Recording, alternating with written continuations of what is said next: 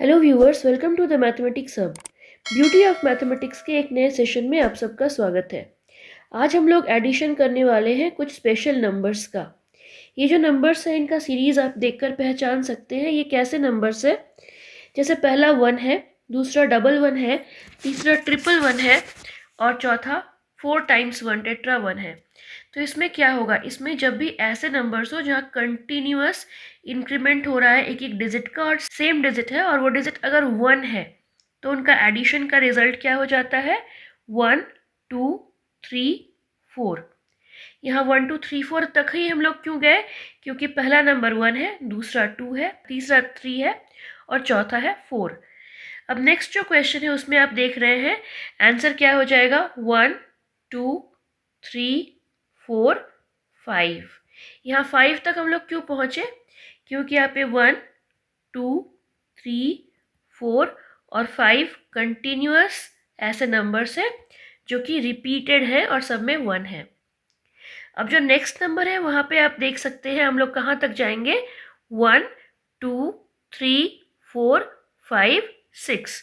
सो अब आप आंसर देखकर बता सकते हैं कि इसका आंसर क्या हो जाएगा 1 2 3 4 5 6।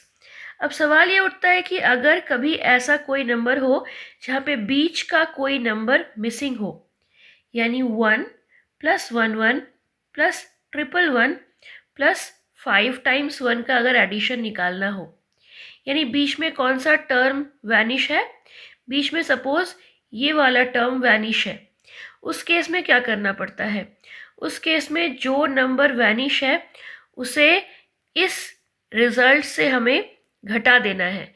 यानी 1 2 3 4 5 माइनस अगर हम लोग 1 1 1 1 कर लेंगे तो हमें रिक्वायर्ड आंसर मिल जाएगा। जो नंबर मिसिंग हो उस नंबर को हमारे रिजल्ट में से सब्ट्रैक्ट कर देना है, घटा देना है और हमें हमारा आंसर मिल जाएगा। अब बढ़ते हैं कुछ और नंबर्स की ओर। अब आते हैं 4 प्लस 4 4 प्लस 3 टाइम्स 4। इसका रिजल्ट क्या हो जाएगा, इसका रिजल्ट हो जाएगा 4 इंटू 1 2 3। ये कैसे हो गया चलिए देखते हैं। यहाँ पे हमें क्या करना है, अगर आप बेसिक से समझना चाहें तो यहाँ अगर हम लोग 4 कॉमन ले लेते हैं तो हमें क्या मिलेगा 1 प्लस 1 1 प्लस 1 1 1।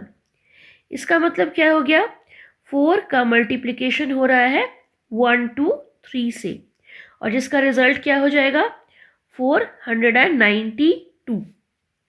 सिमिलरली यहाँ पे 3 से किसका मल्टीप्लिकेशन हो रहा है 1 2 3 4, जिसका रिजल्ट क्या हो जाएगा 3702। नेक्स्ट जो नंबर है उसमें 2 का मल्टीप्लिकेशन किससे हो रहा है 1 2 3 4 5 से, जिसका रिजल्ट क्या हो जाएगा, जिसका रिजल्ट हो जाएगा 24690।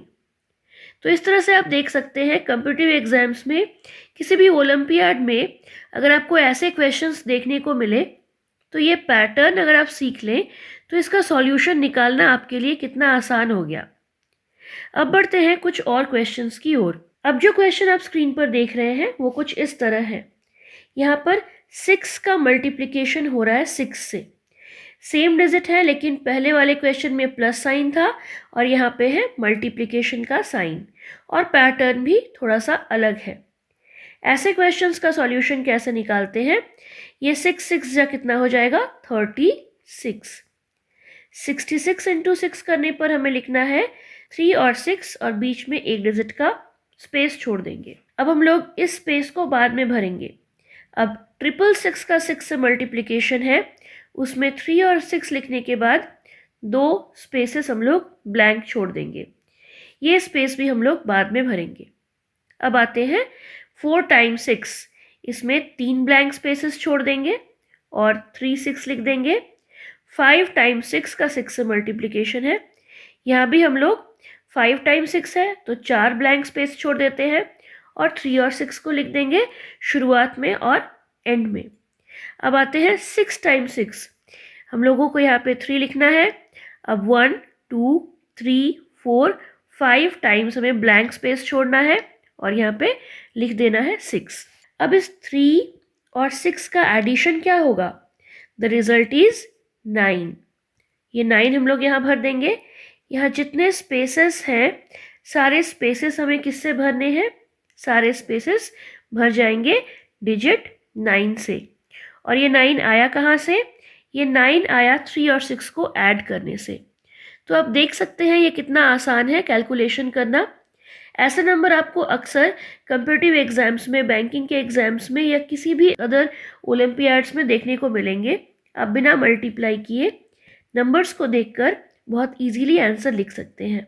जब 2 डिजिट है तो 1 ब्लैंक स्पेस, 3 डिजिट है 2 ब्लैंक स्पेस, 4 डिजिट है 3 ब्लैंक स्पेस, 5 डिजिट है 4 ब्लैंक स्पेसेस और यहाँ पे 6 डिजिट्स हैं तो 5 ब्लैंक स्पेसेस।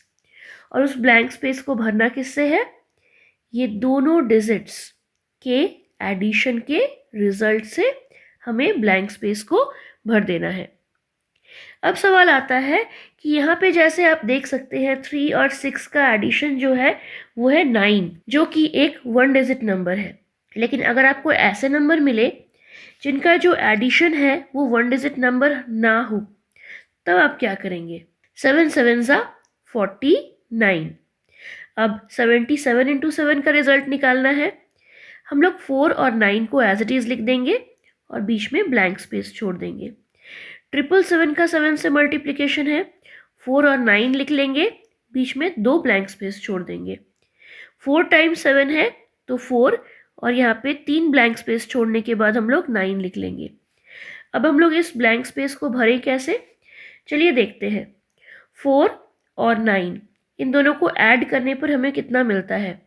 4 और 9 को ऐड करने पर हमें मिलता है 13। उस 13 के 3 को यहाँ लिखेंगे और 1 को कैरी ओवर ले लेंगे जो कि इस 4 के साथ ऐड हो जाएगा। तो हमारा फाइनल रिजल्ट क्या हो गया? 4 + 1 5, 3 9।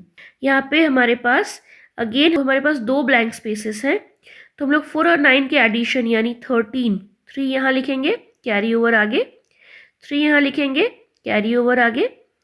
इस तरह से हमारा आंसर क्या हो जाएगा? 9 3 3 + 1 4, 4 + 1 5। That means the final result will be equal to 5 4 3 9। Next जो क्वेश्चन है उसमें हमें क्या करना है? Again same concept, 3 carry over 1, 3 carry over 1, 3 carry over 1, यानी हमारा आंसर हो जाएगा 9 3 3 + 1 4, 3 + 1 4, 4 + 1 5। तो फाइनल रिजल्ट क्या निकल गया?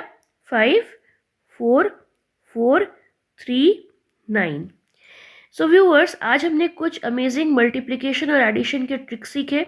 ऐसे ही और इंटरेस्टिंग ट्रिक सीखने के लिए हमारे चैनल को सब्सक्राइब कीजिए और बेल आइकन पर टैप करना ना भूलें। Thank you.